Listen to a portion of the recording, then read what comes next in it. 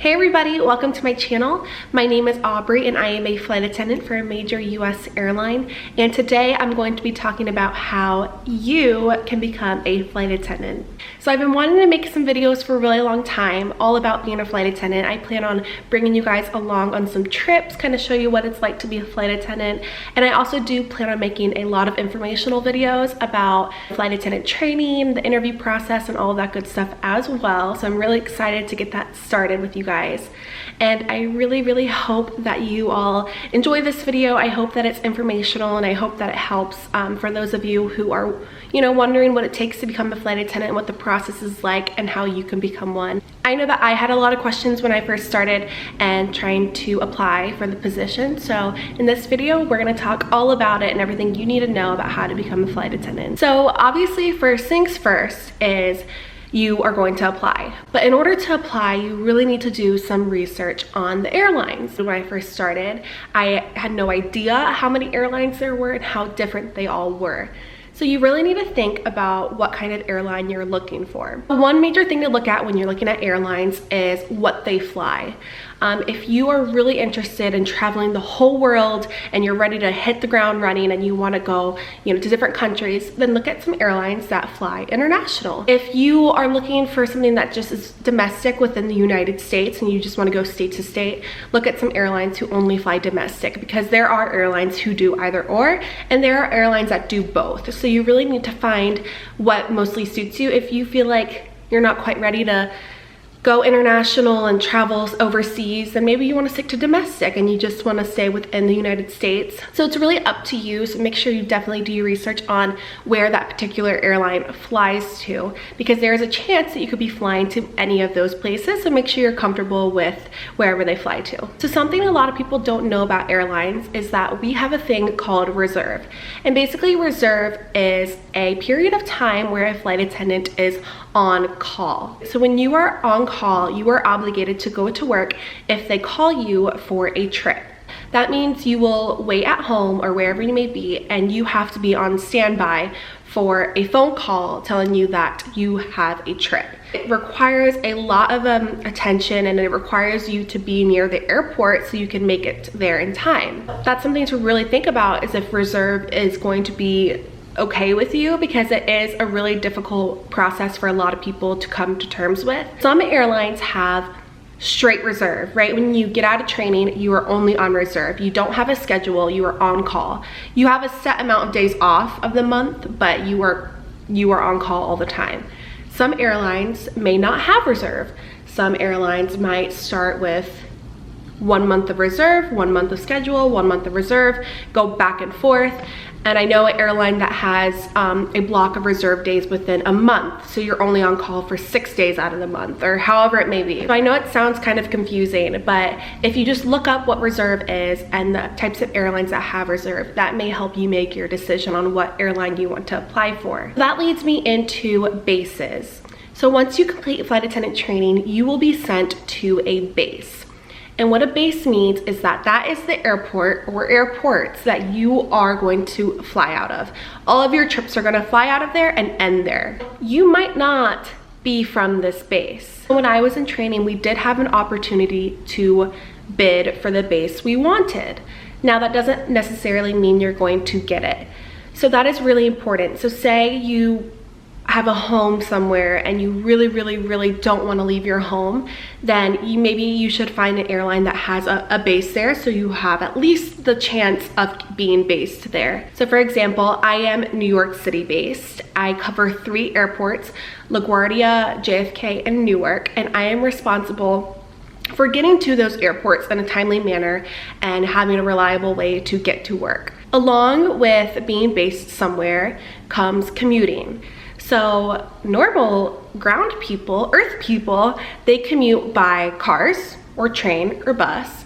Flight attendants have the option to commute by the air. So you are allowed to commute by flights, and they are usually covered by your airline. You don't have to pay anything. but a lot comes with that.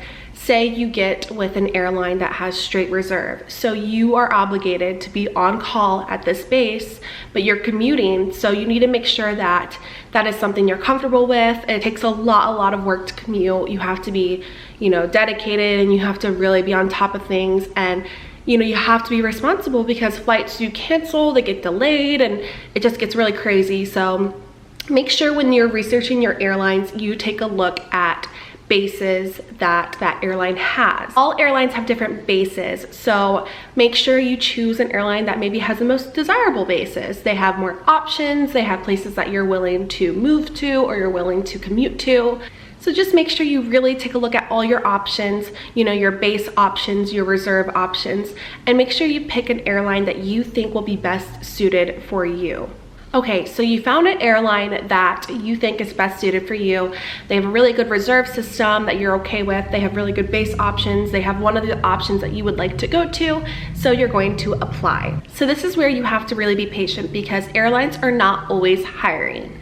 So usually every year an airline has a quota of flight attendants that they want to hire. They receive a lot more applications than they are able to hire. So for example, the year I got hired with my airline, I think they received around 150,000 applications and they only took 1,500 flight attendants. Always be looking every single day at what airlines are hiring because the window may not always be open. So if you decide on an airline that you really like and you go to their website and it says that they're not hiring right now, don't lose hope. Just keep looking every single day, every single week, every single month, because they will hire eventually. And when that window is open, you cannot wait. You have to apply because you do not know the next time that window will be open. I'm not sure of any airlines that are open year round, but there may be some. So just do some research. If you don't care about bases and all that stuff and you just want to be a flight attendant, apply to any airline that's hiring because that is the best way that you can just get right into it. Because once you apply, the process can take a year or it can take 3 months. There's really no say, but I have heard that some people's process takes a really long time. So just think about it that if you don't apply right then and there, you could be pushing it off even further than you may realize. The best thing you can do is just apply because who knows when that window will be open again. Say you go to your airline of your choice, you go to the website and they're hiring. Like I said, you're going to apply. You're going to apply right then and there because you do not want to miss the opportunity. So once you apply, it's going to be an online application and you are going to attach your resume. So one of the biggest things airlines are going to look for in your resume is customer service. So we are safety professionals. Our customer service comes second. Our primary responsibility is safety of the customers. So if you do have some safety background, that is a great thing to also add onto your resume. But the biggest thing that jumps out is definitely customer service. So when airlines are looking through applications and they see your application and they see that you have customer service experience, this is telling them that they can rely on you when you become a flight attendant. You are responsible for handling all types of situations when you are in the air and you're in a metal tube with a few other flight attendants and you are going to have to either diffuse situations, respond to medical situations, security issues, fire, like anything that can possibly happen on that plane, you are responsible for, and you are responsible for the passengers' safety. So the airline just really wants to know that they have a strong flight attendant who has lots of customer service that can help customers and be there for our customers. You don't really know what someone is going through, especially in the aviation world. We are taking people to weddings, to funerals, to graduations, all types of things, who always want to make sure that you are putting your best foot forward and that you can really talk to them. People are really upset about delays sometimes, missing their connections, flights canceling. You just have to really diffuse situations and make things better, and customer service all applies to that. And if you have great customer service and you have an experience with dealing with customers, sometimes they're not the nicest, sometimes they're really great and they make you realize why you do what you do. But, days are tough sometimes and customers can sometimes, really get to you, and they just want to make sure that you have experience dealing with all of that because it can be really stressful and it can be really tough. People may think it's so easy to be a cashier or be a server, and it's really not. Customer service is one of the hardest things a person can do, and if you have that experience, you are such a great candidate for this job. That's one really big point to take away when you're making your resume, is that make sure you include all of your work experience, especially your customer service your customer service experience and all of that great stuff. You do have to have a high school education. I was in the middle of pursuing school, so I did not get my degree yet. So that also goes to show you do not need a college degree. So I know making your resume can be a little tough. Sometimes you're worried that it's not good enough, you're not choosing the right words, or whatever it may be. There are some really good resume builders online that you can go on. You really don't want to miss this opportunity, so you just really want to make sure you have all of your ducks in a row, your resume is strong, your application is strong, and you send it all in. Double check your resume, update it, and make sure you have a really strong one for all your future applications. So usually right after you apply, you will receive an email, and the email is going to be an online assessment. Most of you are probably really familiar with these types of online assessments. A lot of jobs have them, and they're going to be the type of assessment that's going to have questions like how much you agree or disagree with this statement, or on a scale of 1 to 10, how likely are you to do this or to do that. It's one of those assessments where it just really wants to gauge a feeling for you and how you respond to situations. I recommend that when you take this online assessment, you really take your time, you do it somewhere quiet where you can really think, and don't think too much about what they want to hear. And they just want how you truly answer. There is no right or wrong answer, so don't be scared that you're taking like a test, an exam, because it's not an exam. You know, just answer how you would answer, because they just really want to see how you handle situations. That won't fail you. You will do great on it, and it'll be fine. If you're really a terrible test taker, don't think of it as a test, just think of it as like an interview and how you would answer questions in an interview. The beauty of it too is that you could do it on the couch with a glass of wine. That's what I would do. No, I'm just kidding. Just kidding. So you're gonna take that assessment, and then you wait. Now that is the airline's favorite thing to make you do, is wait. I have met flight attendants that took a year to hear back.